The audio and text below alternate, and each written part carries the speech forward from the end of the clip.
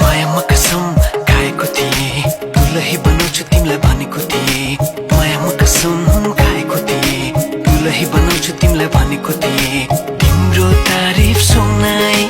बामालाई फकाई तिम्रो तारिफ सुनाई बामालाई फकाई ए आउँदैछु अहिले न तिमीलाई हेर म त बाजा बजाई बजाई